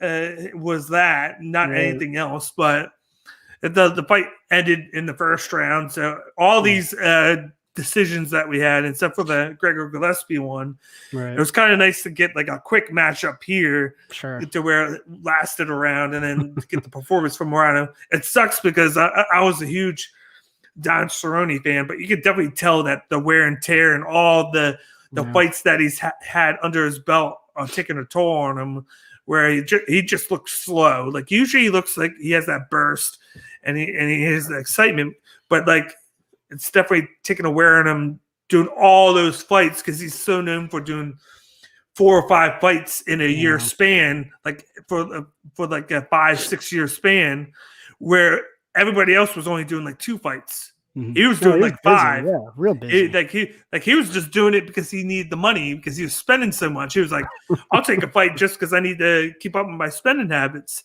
But now, like, he has one more fight left. He was lucky enough to get a sponsor. So I think now he's like, okay, I locked those sponsors up right now. Right before I'm retiring, I can now do 2 fights and then I'm gone. And then maybe see him like transition into like a job with the UFC because I think the UFC owes him for all the fights that he's done under the promotion. And then I mean, he's also a veteran fighter. I think he could do some good commentary, you know, like, he knows what he's talking about. Yeah. If not, at least put him in a situation. Maybe he just decides to train. Like he could be a judge. I mean, we should probably start making retired fighters judges, anyways. They probably make better decisions. Exactly. But yep, he has one more fight left on his thing, so he's likely going to drop down from the top 15 now. After that, I wouldn't be shocked if they moved up Marina just because he beat him. I wouldn't be shocked that they did that. They probably will, but the question is, like, who can he fight now? Nobody in that top 15. Not a single person can he beat. Not one. Kevin Neal, with all the time he's been out, would probably kick his ass. Like, there's nobody there he can fight. He's got Neil Ferreira, Makachev. What's crazy with this was a welterweight matchup, and they still had Donald Cerrone 15 in lightweight. He was ranked he was ranked 15 in the lightweight division, not the welterweight. He's still ranked in the lightweight division, and he's been fighting welterweight the past. This was a welterweight matchup? Yeah. Hold on, let me. Are you sure? Oh yeah, look at that. It was a welterweight. Yeah. That's super weird. So then he's got. Oh yeah, that's not much better. He's still got Bilal Muhammad, Sean Bradley, Robbie Lawler, and Sean Brady. Sean Brady just called out Li Jinlong. Oh, did he? So yeah, they called him out, and then there's a little feud going on there. So give him Jeff Neal. No, let's get his ass beat. I think what they'll do is they'll do like he'll be 15 instead of fighting somebody above him. They'll have fight somebody in the 16 to 18 range, and then see where he's at with that. Because he was taking up a guy from lightweight, maybe they don't move him up that much because he was fighting a guy Cerrone from lightweight. So maybe it'll give him more time to fight, move up the division, and then by the time he has to fight one of the juggernauts, that he improves a little bit from then. I mean, that's the thing. If you look at his fight record, 26 fights, and that's the performance he gave, he's got a long career already. Yuri Prochaska, 28, 29 fights. You have experience. This isn't he's green, he's new. No, he's been doing this for a while. He came in with a 10-3 record. It's just he hasn't progressed. He just hasn't grown the way you would expect from fight to fight. You're supposed to be improving. It seems like he's just kind of plateaued out. And he's not great at striking. He ignores the things he's good at. And he's going up against guys who are worlds better than him in all of those things. So, where do you go? I think he's just fated to be a tomato can fighter, to be a gatekeeper of the top 20, maybe. There's some fighters that come in that they do good until that not the top 15, but that spot where you start facing guys where you have to use your skills. Right. To pick up the victory, not just I'm just gonna go in there because I can knock somebody out, and he's probably just like a floater there that I can just get on by without doing too much. There comes a point where you have to actually start using your skill, and he was able to beat Cerrone, who's a lightweight at heart, but has been fighting welterweight, but he was able to do that with some skill. But once the next fight, I think the next fight is going to be the true test for him. He lost to Anthony Pettis 1. He did lose that by decision. He beat Reese McKee. So, he has to show the consistency. And then likely his next fight's going to be a good fight. If he can't beat that, that'll be a telling sign that he's not going to move any bit farther. But if he who do they give him that he could do well against, though? Robbie Lawler? Nah, dude. Even though Robbie Lawler is an older guy, I don't see him beating Robbie Lawler. He hasn't even fought in 2 years. That's the thing. He probably would win. Even then, he's still still got a huge advantage.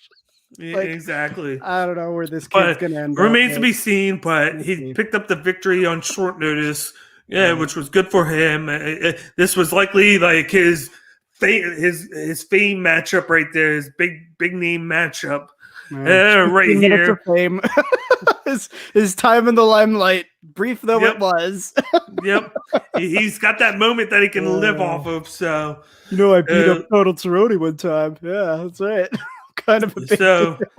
We're waiting to see what he's going to do next, but luckily we won't know that for a while. But let's transition from the co-main event to the main event of the evening, which was, in essence, it was supposed to be a strawweight matchup, but because the main event because the main event got scrapped, and then the co-main event got scrapped in itself, which is why the Marina Cerrone got moved back because it was supposed to be Diego Sanchez Cerrone. The women went from being a 3-round fight to a 5-round fight, and then instead of fighting at the original strawweight, they made it a flyweight matchup just so they didn't have to cut too much weight. And it was well, it's because they moved it from 3 rounds to 5 rounds. But they gave him leeway. They did it for leeway. What do they do for movements in the brackets then? What do you do there? I don't know. But we had a women's flyweight matchup between Marina Rodriguez. She picked up the unanimous decision victory. She moved to 14-1-2. She's 4-1-2 in the UFC. And then Michelle Waterson fell to 18-9, and then 6-5 in the UFC. Like I was just saying before, this was supposed to be a 3-round fight up until a week ago. So they are originally strawweights, but they said because they had to move this to a 5-round main event, they gave him that leeway, knowing that they're going to have to do an extra 2 rounds. They were only training for 3 rounds, and this got thrusted on them on a week's notice. So they allowed them that extra leeway weight wise to allow them to do the 5 rounds. And so they were like, just be prepared for a flyweight bout instead of the strawweight, which is kind of weird. But then I can see why they did it. I mean, I get it, but at the same time, if you're fighting at this level, shouldn't you be preparing for 5-round fights anyway? If you're looking at a potential title shot, sometime in your future, you should be preparing for 5-round fights anyway. So it shouldn't be that much of oh shit, change the game plan.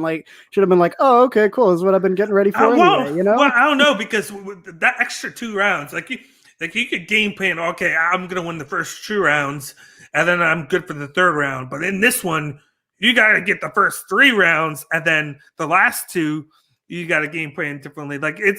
I see the total difference in game planning as a fighter. I mean, in the prep work, sure, but I mean, if you know who the fighter is going to be, they didn't change around who they were fighting necessarily. So you could just take the original game plan and then just extend it out 2 rounds. It wouldn't be radically different from what you already had. It would just be more about pacing and stuff like that. Which again, if you've been working towards developing the endurance and the mindset to do 5 rounds anyway, which you should be doing in your training if you want to take the title, it wouldn't be a huge scramble. It'd be a day of sitting down and going, all right, well, here's the original plan. Let's just plan for 2 more rounds and kind of move some things around. And here's what we're going to do. You know what I mean?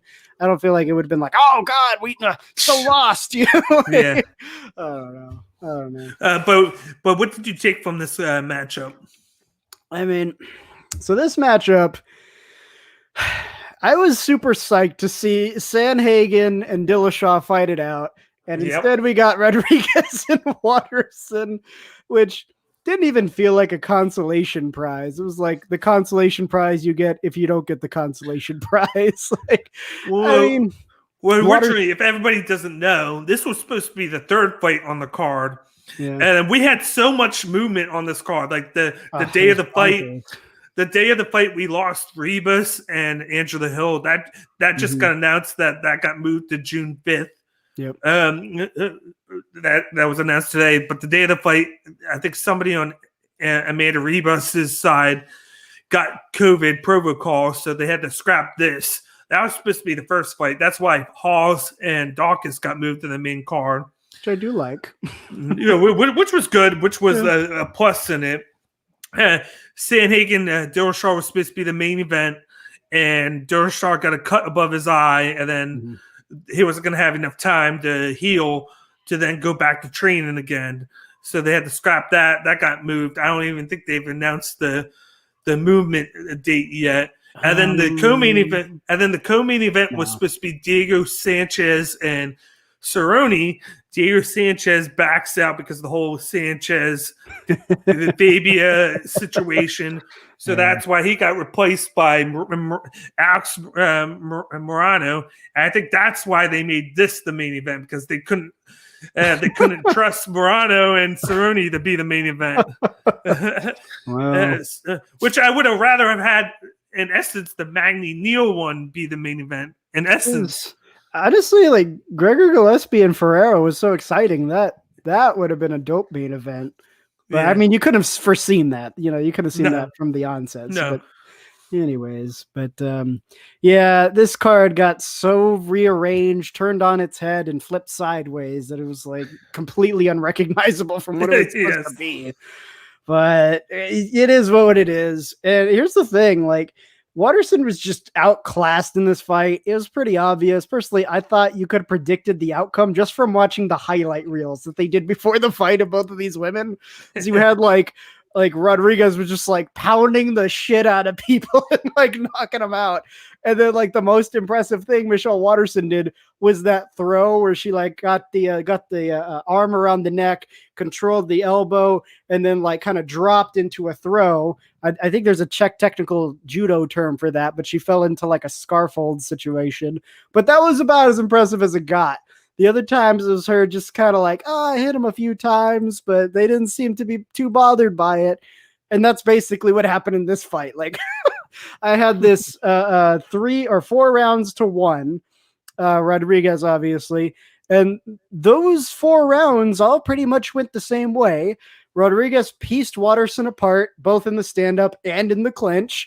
The main weapon Waterson had to offer was that lead sidekick to the legs and to the shins, which Rodriguez kind of picked up on it, and she started dodging and avoiding the majority of those shots by the second round. So that didn't really work out as well as she was hoping. Waterson's striking wasn't bad, but she obviously didn't have the speed or the power she needed to handle Rodriguez. And it seems like if Rodriguez got past her kicks, Waterson ran out of answers pretty quickly. I think she was maybe banking on like, I'll grapple with her and use my judo and my wrestling, but that only happened in the 4th round. Besides that, she had like one big moment in the 3rd where she hurt Rodriguez with that solid leg kick coming up after the knockdown. But then right after that, Rodriguez got right back to work. The 1 round Waterson took was in the 4th. That was the only round where Waterson managed to stop Rodriguez, mostly because Rodriguez isn't much of a grappler. So once Waterson managed to slip in that leg reap takedown, which is kind of like a sacrificing throw, as they refer to it in judo, because you fall too. She managed to stay in the top position, not give Rodriguez any room to breathe. But she didn't finish the fight though. Like it seemed like that was all she could do to hold Rodriguez down. I was expecting to see that earlier on in the fight. It looked like she was trying, but she just kept getting stuffed, put in the clinch, and then just eating elbows and knees. And then she quickly abandoned the idea of like, oh fuck, I'm not gonna get it. You know what I mean? I feel like if she would have kept on pressing it, she would have got it. Sure. But I felt like she abandoned it and then decided, okay, round 4, let me try again for no reason. And then she got it. It would have been like, if you would have done this earlier, just keep pressing. Kind of like totally different scenarios, but like Gregor Gillespie kept on pressing it. He wasn't getting anything half the time, but then he wound up breaking the will for Ferreira. If she would have kept pressing, she might have gotten lucky and gotten it earlier on, and she could have changed the fight earlier on instead of waiting until round 4 when she's already down like 3 rounds to none at that point, and it could have changed things. Yeah, I think it was 2 parts. One, she was trying to stand and trade because that was Rodriguez's plan. And for some reason, she thought she'd go along with it with her kicks, and maybe she could keep her at range with those kicks, score some points, and keep her from getting too close. And then when she would try to like do the wrestling situations, especially when she was hurt, it would just turn into a clench situation, and she'd just be eating those knees and punches. And it was like, all right, well, you're not getting it there. It just seemed lucky. Like it was a fluke in the fourth. She managed to get into a wrestling situation without it turning into a clinch, got that outside leg reap, fell with her, and was like, I did it. Yeah. Woo! Fuck it. And she did have 3 minutes and 54 seconds of control time with it. So yeah, and I mean it helped in the fifth, because after that, Rodriguez was a little bit more tentative. She was like, I don't know if I should, let my hands go quite as much, because she might do that again. Which, if you think about it, doesn't make sense, because she already had 3 rounds under her belt. So even if Waterson took that fifth round, it wouldn't have mattered. Because, I mean, she was in a really good position in the fourth, couldn't finish her off. She was barely able to hold her down most of the round. Like, Rodriguez was starting to slip out. So Waterson just had to focus on, like, all right, just keep her locked down. Don't let her get out, because if she gets out, I'm fucked. But because one judge had it 48-47, and then the other 2 had it 49-46. Yeah. So of course they had it 4 rounds to 1, and then the one had it like 3-2. So fair. Which round was that? maybe she did 4 and 5. I don't know how it was, but at that point, like, she had already lost. But like I said before, if she would have done it earlier, she could have snuck out an extra round and changed the perplexion of the fight, just because she did it earlier on and not right there, because that getting that 3+ minutes of control time, which she was able to do at the time, you can wear somebody out a little bit. And then by doing it once, you get the confidence to then do it again. Sure. Because she knew when she did in the 4th round that she was going to have to finish her in the 5th. You do it in the 2nd round, you're like, oh, I can do this again. I got 3 more rounds to work with. like I can do this like another round, and then I get 2 rounds right there. Even with how round 1 was, I can be up 2 rounds to 1 with 2 rounds left, and then I can manage myself even better compared to, oh, wow, I'm down 3 rounds to none. Yeah. I got to finish her. And then she wound up doing this. Like the mindset of it is what I think it lost it for her. Like, she abandoned it too early. Well, it makes me wonder if there was a gas tank concern. Like, she was worried she couldn't wrestle for 5 rounds. You know what I mean? So she was like, all right, I'll kind of work with her in the striking for the first 2, and then maybe transition into like some wrestling and some ground fighting in 3 and 4. And then like by 5, she'll be real tired and I can, kind of pick my game. But she should have done that. She should have planned to do every other, or it's something not that. She should have stuck with what she was doing to begin with. Eventually she would have taken her down, because it's not like she shot for like 10, 15 takedowns. She only did 5. Yeah. She only did, I think, up to that point where she abandoned it, she only did like 2-3 times at that time. And then I'm only seeing 1 takedown attempt in the first, 2 in the second. Yeah, and like I said, 1 in 1 and 4 and 5. Like I said, she did like 3 in the first 2 rounds. She could have gotten probably 1 in the second or third end of the second, 3rd round, and she could have gotten back into it. She waited too long, changed her game plan, and because as you see here, the total strikes was 144 to 100, 125 significant strikes by Marina Rodriguez to 88 of Waterson, 60 head strikes to 43, 28 body shots to 25 body shots, 37 leg kicks. Yeah, you saw that right. 37 leg kicks to 20 leg kicks. I can't believe that this fight had almost 60 leg kicks connected. They almost threw for over 100 leg kicks in this fight, which was just amazing. That's more than all the rest of the fights probably on the card combined. And then control time was 51 seconds to 3 minutes and 54 seconds. 0 takedown attempts by Rodriguez. That's not her style. No. And then 1 of 5 by Waterson, and then no submission attempts. Like I said, if you take those takedowns and you kept on doing it early on, she might have got stopped, but she could have gotten her down. She could have gotten her down earlier, and it would have changed the fight I think, with how like you looked at it now, it would have been closer. I might have still thought Rodriguez would have won it 3-2, but I felt like she would have made it a lot closer of a fight, and then it would have worn Rodriguez down a little bit more, because I think once she got her down, she didn't do too much. Like she got her down and she was on her easily. And that's why she had her down for 3 minutes and 54 seconds. She could have done a little bit of damage, got a little bit of confidence building from that, and then would have went back at it again, and then maybe got it again. And then that would have dramatically changed things. But she didn't. She bowed away from it for like 2 rounds, got beat some more, got behind again, and then for no reason decided to go for it in the 4th round, knowing she was down 3-0, unless for some reason her like group decided to tell her, "Oh, you're only down 2-1" or something like that. Even though she just like lie.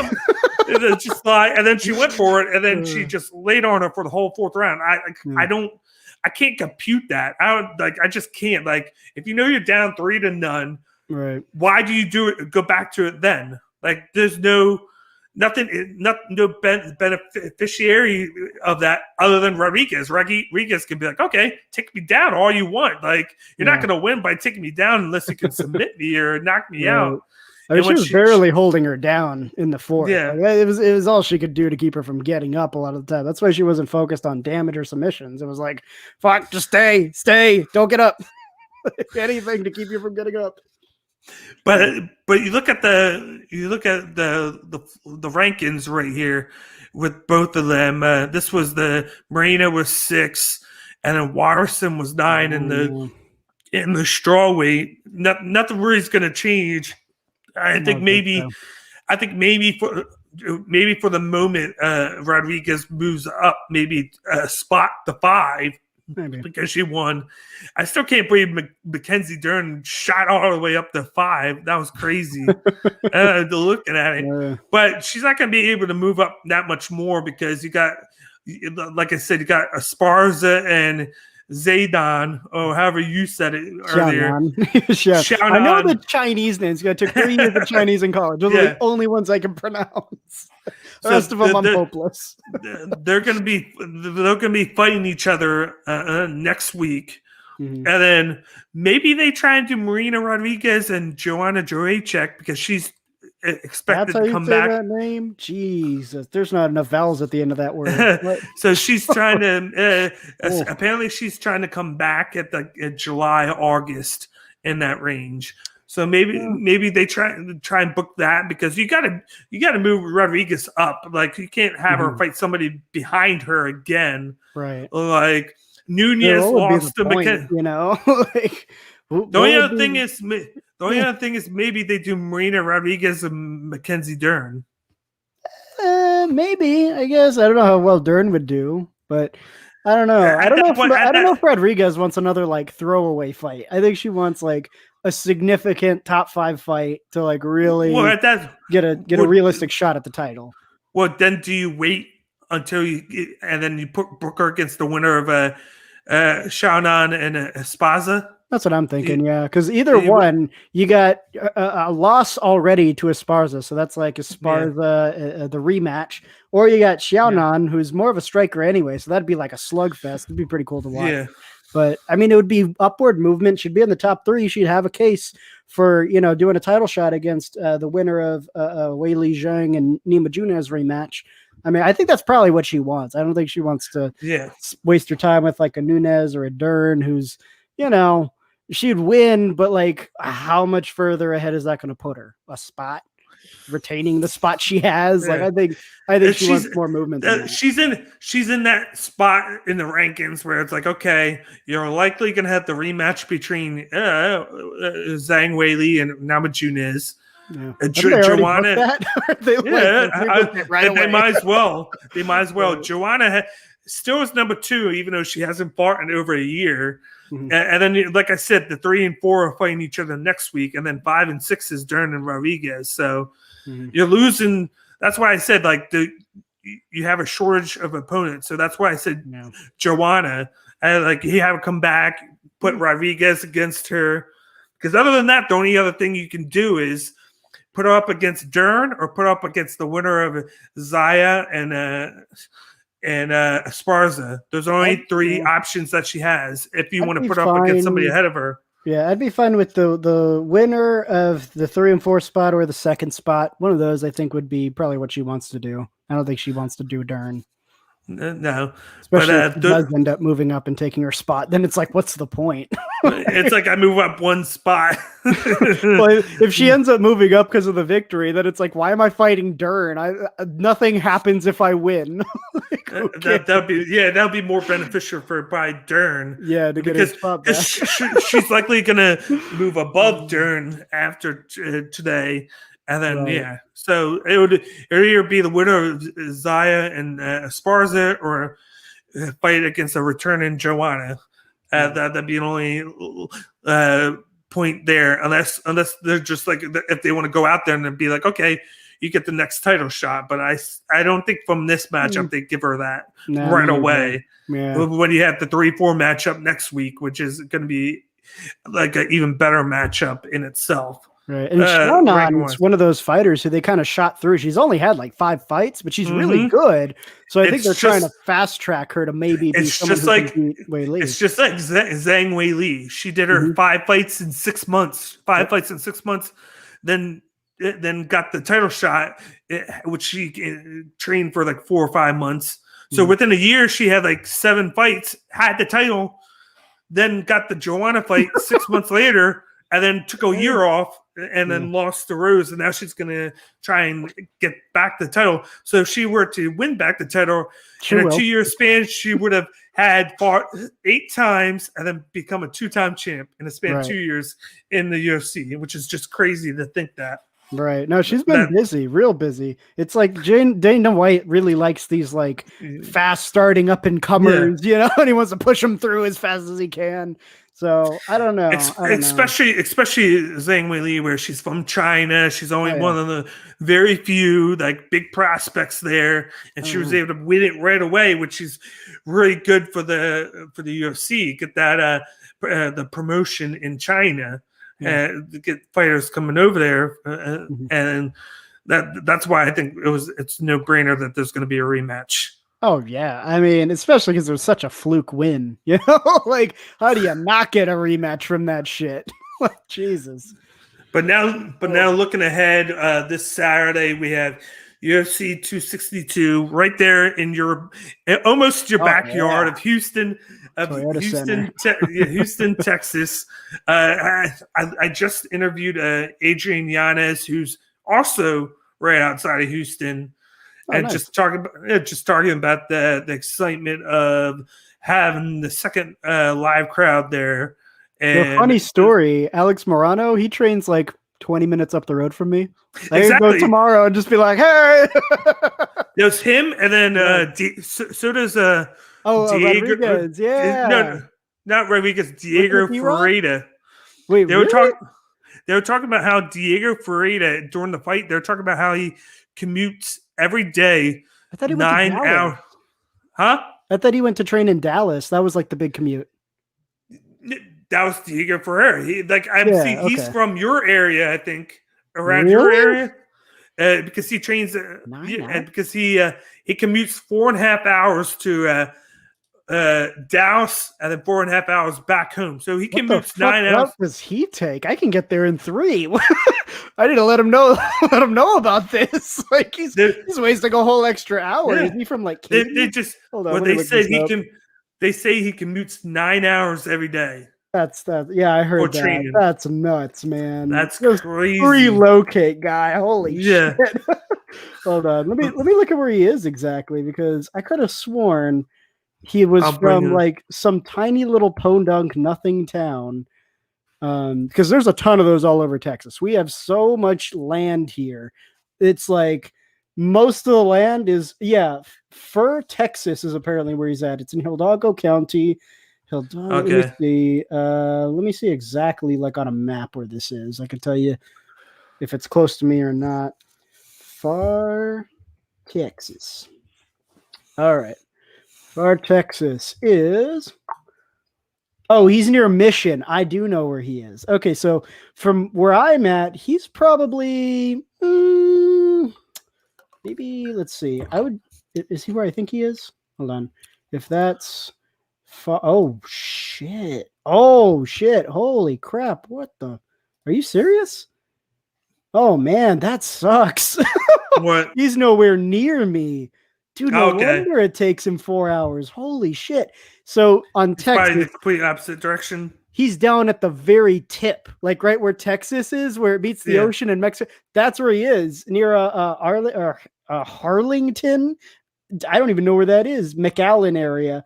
So he has to go all the way up past Kingsville. He's closer to Corpus Christi than he is to Houston. Like, and even to Corpus Christi, it looks like he's got to drive a few hours to get there. Like, holy shit, he's down there. They just say he commutes to Dallas every day, 4.5 hours. That's which is long. That's more than 4.5 hours. It's got to be San Antonio, because here, let me show you what I'm looking at. This is nuts. Let me show you what I'm seeing here. So he is. Let me get back to where he is. Okay, here we go. Share screen. So this is where he's at from what I'm seeing. He's way down here at the coast, but when you zoom out, the next closest city is San Antonio. Dallas is way the fuck up here.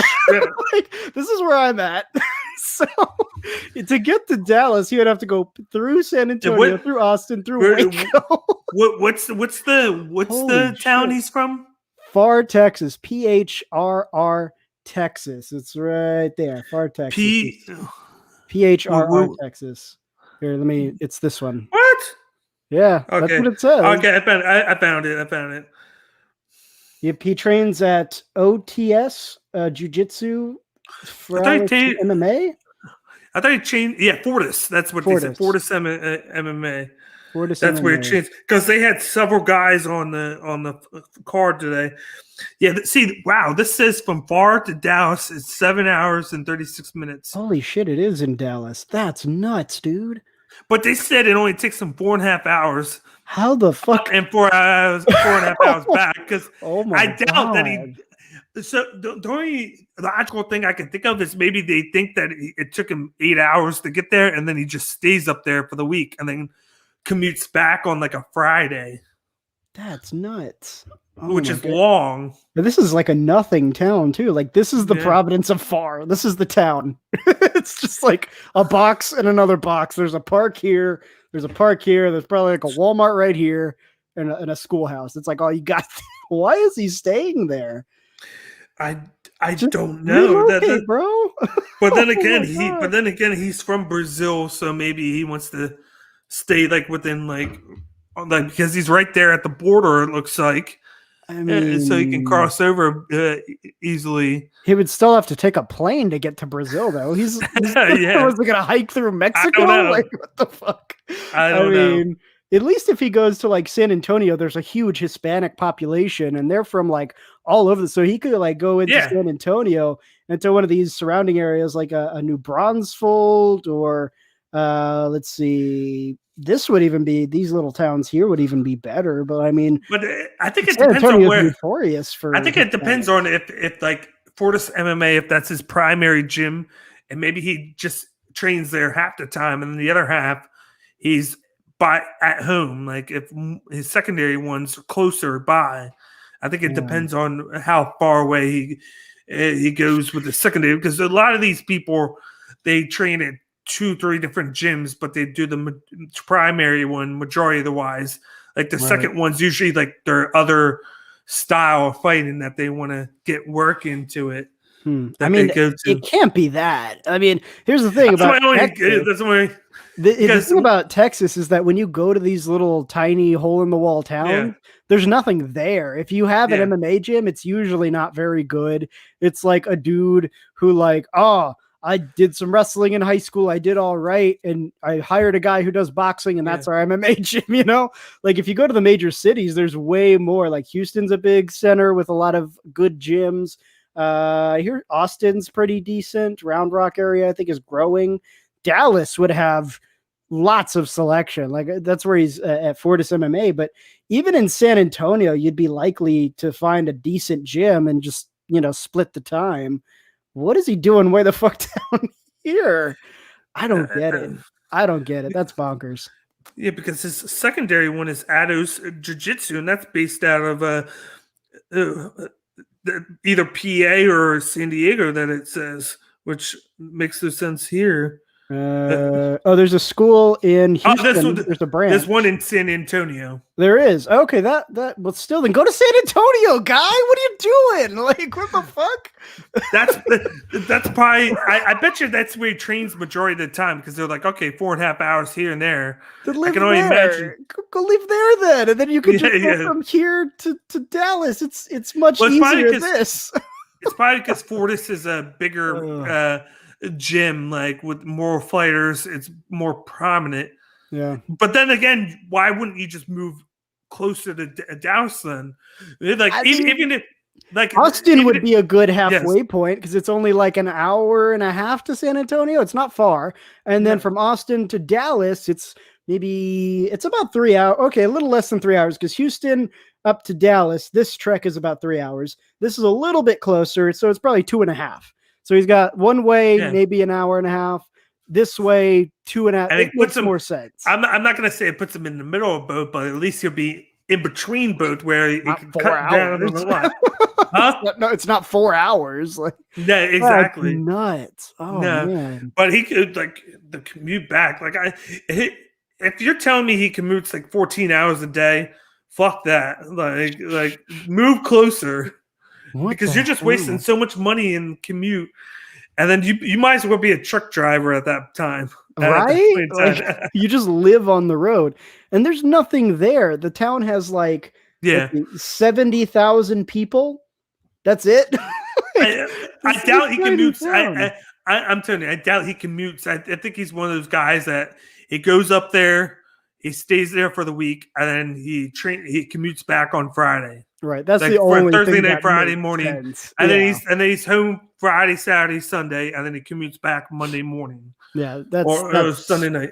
Got to be that. There's no way because holy crap, that's whoo. I don't know about that. Yeah, but that will end our recap of UFC Vegas 26. That just happened this Saturday. Like I said, this Saturday is going to be UFC 262 live with a live crowd in Houston, Texas, headlined by Michael Chandler versus Charles Oliveira for the vacant lightweight championship, which is going to be a good matchup. We were supposed to see Leon Edwards versus Nate Diaz in the co-main event, 5 rounds. But that got scrapped because Nate Diaz got hurt, so that got pushed to 263 in June. So they moved up Benir Dariush against Tony Ferguson to be the co-main event, which I honestly I'd rather see that one than Nate Diaz and Leon Edwards. That's such a stupid matchup. Just scrap it. Like who cares? So dumb. But as always, like I feel like every week we're gonna have like a scrap fight because of an injury or COVID. It's like one or the other. We're each week, so it's a constant shuffling of these fight cards, which is the one plus of them booking 3-4 months in advance that they can shuffle fights and move them that back a week, or because they just announced today Shabazian and Hermanson, which was going to get bumped up to the main card this week, got pushed to next week's card, but they said they wouldn't give a reason why yet. So it's not going to be COVID. I can only assume. So either it's going to be injury or just an issue. I don't know. Missed weight. One of them like missed weight or something. That it could be, but then they would book it for the next week right away, like that, without even doing weigh-ins. I mean, if it's injury, what kind of injury would be like so bad that you can't fight, but like in a week you're good? You know, like what did you do to yourself? Did you? I don't know. Sit on your balls? Like what did you do that you're like can't do it now? Yeah. Call me in a week. I'll be fine then. Like, yep. I don't know. But tune in. Yeah, but tune in this Thursday for the UFC 262 preview.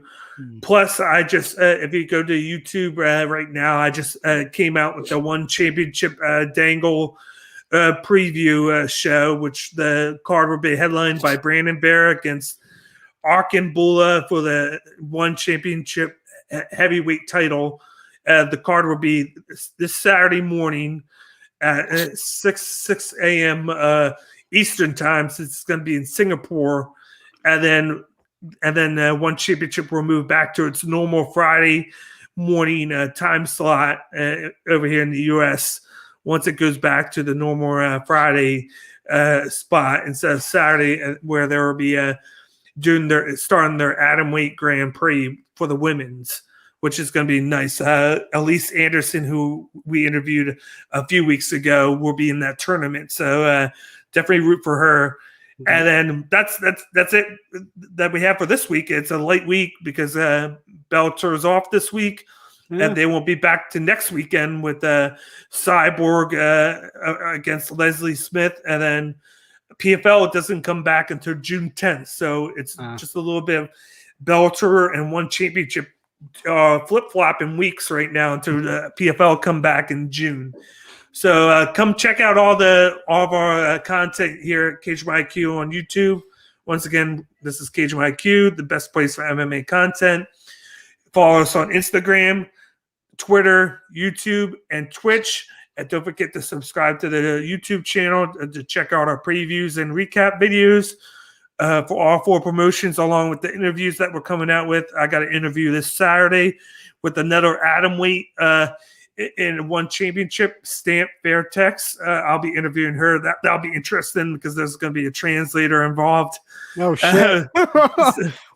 And then right now I'm talking to Brian Barberina from UFC. So I'm getting an interview scheduled with him either later this week or next week. So keep an eye on all those. And then I have an interview coming out with Jared Vanderer next week, right before his fight with Justin Taffa.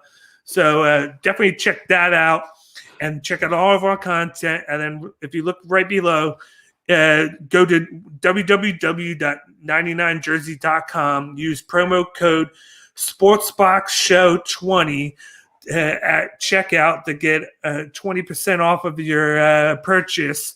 99 Jersey sells, of course, basketball, football, baseball jerseys, and then sports memorabilia. So if you're the sporting type, definitely go to their website and order whatever you like on there. Just make sure you use SportsBoxShow20 at checkout to receive 20% off your order, and let them know we sent you. That would be nice. But I am your host, D-Bake. This is Miles Long, and we hope you have a wonderful rest of your night. Talk to you later, guys.